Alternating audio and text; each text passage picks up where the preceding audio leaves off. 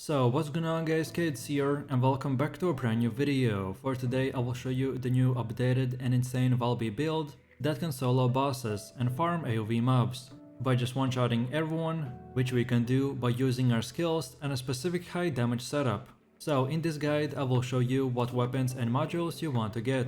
Then I will explain every single skill and show you the best reactors and external components.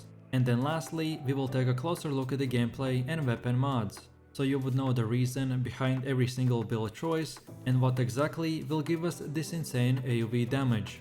If this sounds interesting to you, then let's get right into it.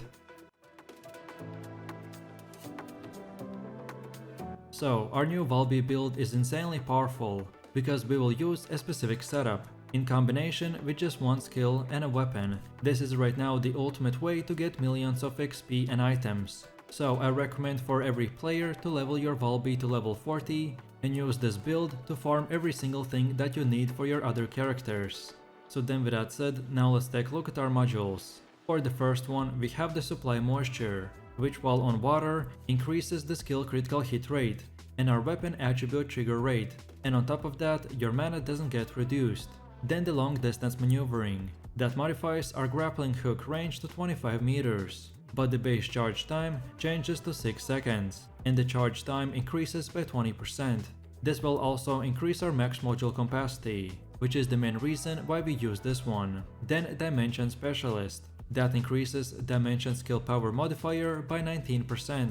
Then Skill Concentration, that increases the skill critical hit damage by 14%.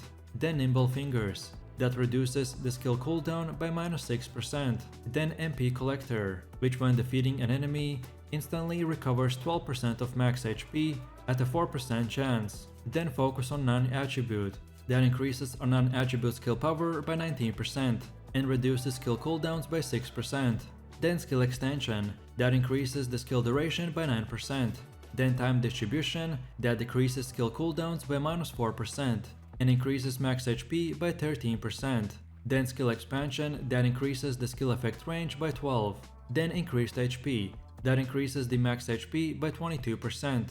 And finally the Emergency Measures, that increases the skill critical hit rate by 16% and skill critical hit damage by 7%. So our overall main goal with this setup is to make our abilities as powerful as possible while reducing their cooldowns, so we could basically spam them 24/7. Then next up, let's take a look at the best weapons and mods that we should use. And as our build primarily focuses on skills, so I recommend to only use the first weapon, and then the other two are your personal preference. So for our one and only weapon, we want to use the Ancestor's Devotion, which when you hit an enemy's weak point, it will apply a unique ability called the Devotion Mark, that reduces the enemy's defenses by 30% for 3 seconds. This weapon is very OP just to use on boss weak spots. For you to get this weapon, it will require for you to reach Mastery rank 1 before you can craft it with Magister in Albion. To craft the ultimate weapon, you will need an Ancestor's Devotion Polymer Sanctium, Synthetic Fiber, Nano and Blueprint, which all of them you can farm in Vespers, Timberfall and in the Ancient Tree mission. And then when you get the weapon, we wanna use mods like the Weak Point Sight, that increases our weak point damage by 10%, but reduces accuracy by -5%. Then Action and Reaction, that increases ADK by 15%, but reduces recoil by 5%. Then Rifling Reinforcement, that increases ADK by 12%. Then Weak Point Expansion, which on weak point hit increases weak point damage by 35%, but it has a 20-second cooldown. Then next up you have Aiming, that increases weak point damage by 10%, but reduces accuracy by -5%.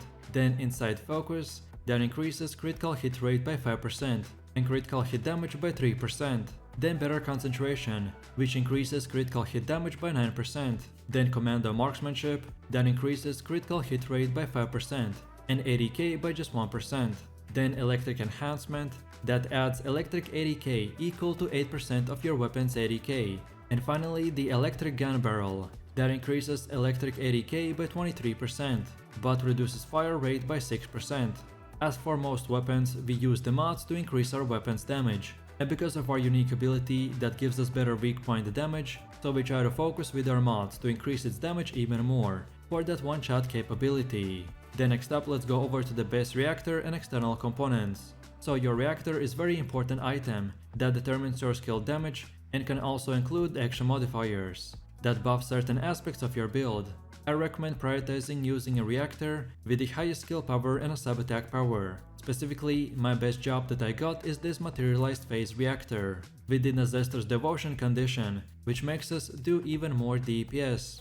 And then as for your external components, they're even more of an RNG, at least until you've played the game for long enough to find basically every possible combination with a good stat roll. For our build specifically, I recommend to get the HP Support Auxiliary Power that increases our HP, then HP Support Sensor that increases our max HP even more, then Decimator Memory that increases our max shields, and because we have 2 set piece, so we get plus 5% increase to our critical hit rate. And lastly, we have the Polar Night Processor, which increases both our max HP and the shields.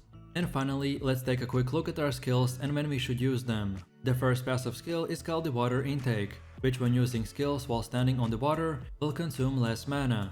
Then our first active skill is the Bubble Bullet, that bounces a bubble bullet forward to create a small puddle. Enemies in that small puddle will take continuous damage and are inflicted with the Laundry. Primarily, we rely on this skill for damage and status effects. Moreover, it makes enemies vulnerable to the electricity and chill, and it is useful for playing with a bunny build or others who are buffed by those elements. Then the second one is Plop Plop, which creates a large puddle where she is standing. Then Valby pops out, and enemies in that range take continuous damage and are inflicted with the Laundry. This skill can be used as an escape mechanism, debuff and a charging gap closer.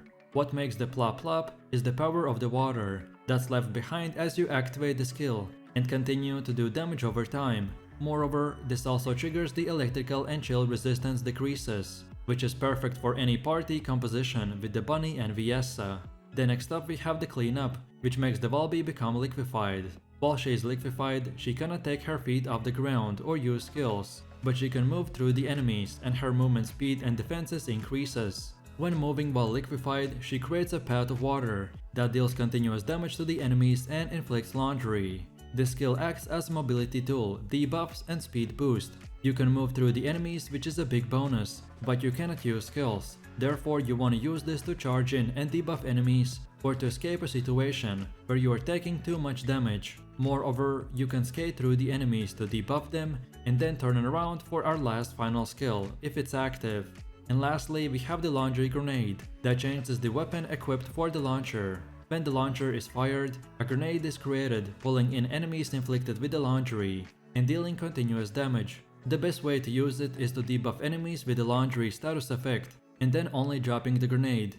The base damage is weak, but you can ramp it up to 200% and it has a radius of 8 meters. This is your AoE nuke that you want to use in conjunction with others when enemies are debuffed.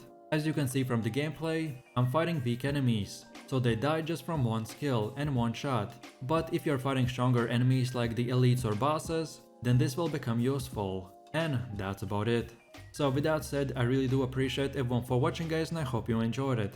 If you have any questions or suggestions, then feel free to leave your comments in the comment section down below. And while you're doing that, please click like, subscribe and enable that notification bell, so this way you could support the channel and not miss any more amazing content. With that said, you have an amazing day and I will see you in the next one. So take it easy, peace.